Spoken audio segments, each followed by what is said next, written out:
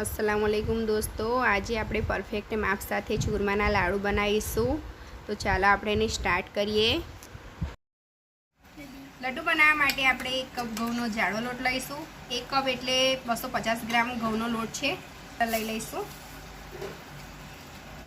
1 cup આપણે ઝીણો ઘઉંનો જે રેગ્યુલર રોટલી બનાવીએ છીએ, ભાખરી બનાવીએ છીએ તે લોટ લઈએ છીએ તે લઈશું। તે બી 250 ગ્રામ છે, એટલે બધો થઈને આપણે 500 ગ્રામ એની અંદર લોટ લઈશું। આપણે એને હલાવી દઈશું સરસ રીતે। આપણે એને હલાવી દીધું છે। હવે એની અંદર આપણે મોવણ નાખીશું। મોવણ આપણે એ રીતનું નાખવાનું છે કે સરસ રીતે મુઠ્ઠીભર એ રીતનું આપણે લોટ તૈયાર કરી દેવાનો છે। એ 80 ગ્રામ જેટલું અંદર તેલ નાખ્યું છે। આ કપનો માપ લીધો છે મેં। 80 ગ્રામ અંદર તેલ હતું, તે 80 ગ્રામ જેટલું મેં અંદર તેલ એડ કરી દીધું છે। સરસ રીતે મોવણ આપણું અંદર નખાઈ ગયું છે। તમારે તેલ ના નાખવું હોય ને ઘી નાખવું હોય તો ઘી બી નાખી શકો છો અંદર, પણ મેં અંદર તેલ એડ કર્યું છે। એને સરસ રીતે મિક્સ કરી દેવાનું છે। તમે જોઈ શકો છો કે સરસ રીતે મુઠ્ઠી વળી જાય એ રીતનું આપણે મોવણ નાખી દીધું છે। હવે એને આપણે પાણીથી લોટને બાંધી દઈશું। હવે થોડું થોડું કરીને પાણી આપણે અંદર એડ કરવાનું છે, કઠણ લોટ બાંધવાનો છે। આપણે મોવણ નાખ્યું છે એટલે અંદર બહુ પાણી વધારે જાય ને, એટલે થોડું થોડું કરીને આપણે અંદર પાણી નાખ્યું જાય ને લોટને આપણે ભેગો કરી દેવાનો છે। સરસ રીતે સરસ બંધાઈ ગયો છે। આ રીતે થોડો કઠણ જ લોટ રાખવાનો છે। પછી એને આપણે એના મુઠિયા બનાવીને આપણે તળવાના છે। 15 થી 20 મિનિટ સુધી આપણે એને ઢાંકીને મૂકી દઈશું લોટને। લોટ આપણો કમ્પ્લીટ તૈયાર થઈ ગયો છે। એને આપણે મુઠિયા બનાવી દઈશું। હવે આ રીતે થોડો ખમથો લોટ લઈને તમારે એના મુઠિયા બનાવવાના છે। આ રીતે મુઠિયા બનાવીને તમે તેલની લેવાના છે બધા મુઠિયાને। અને જો તમારે મુઠિયા ના બનાવવા હોય, તમારે વધારે ઉતાવળ હોય તો મેં તમને બીજી બી રીત બતાવું છું, એ રીતથી બી તમે કરી શકો છો। આ રીતે ગોલ ગોલ લુવા કરી દેવાના છે અને એની તમારે પૂરી બનાવી દેવાની છે। જે તમે જોઈ શકો છો કે આ રીતે પૂરી બનાવી દેવાની છે જાડી, અને એને બી તમે તળી શકો છો। વધારે ઉતાવળ હોય તો આ રીતે તમારે કરી દેવાનું છે, જેનાથી શું છે કે ફટાફટ તમારા લડ્ડુ તૈયાર થઈ જાય છે અને વહેલું તળાઈ જાય છે। મુઠિયામાં થોડી વાર લાગે છે અને થોડી વધારે વાર તળાવવા દેવા પડે છે, પણ આ પૂરી જે જાડી બનાવીએ છીએ એની અંદર કશી વાર નહીં લાગતી। એટલે આ રીતે બી તમે કરી શકો છો। આપણે એને મીડિયમ તાપ પર જ તળાવવા દેવાનું છે।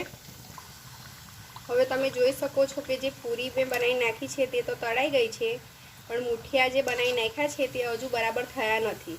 એટલા માટે પૂરી તમે બનાવીને નાખો તો વહેલું તમારે થઈ જાય છે। ઉતાવળ હોય તો તમે આ રીતથી જ કરી શકો છો। એટલે આપણી પૂરી તળાઈ ગઈ છે। હવે આપણા મુઠિયા બી તળાઈ ગયા છે, એને બી નીકાળી લઈશું। આ રીતે આપણે બધા મુઠિયા પૂરી તળી લેવાની છે। મેં તમને બંને રીત બતાવી છે, તમને જે યોગ્ય લાગે તે તમે કરી શકો છો। આપણા મુઠિયા સરસ રીતે તૈયાર થઈ ગયા છે। આપણે એને નીકાળી લઈશું। આપણા મુઠિયાને પૂરીઓ તૈયાર થઈ ગયું છે। હવે એને આપણે ઠંડુ થવા દઈશું। ઠંડુ પડે એટલે પછી એને આ રીતે આપણે તોડી અને મિક્સરમાં એને પીસવાનું છે। આપણે સરસ ટુકડા કરી દીધા છે। હવે એને મિક્સરમાં પીસી લઈશું। આપણે સરસ રીતે પીસાઈ ગયું છે। એની અંદર આપણે ખાંડ નાખીશું। 125 ગ્રામ જેટલી મેં ખાંડ લીધી છે, એને અંદર એડ કરી દઈશ। એને સરસ રીતે આપણે હલાવી દઈશું। વધારે ઓછી તમે ખાંડને કરી શકો છો।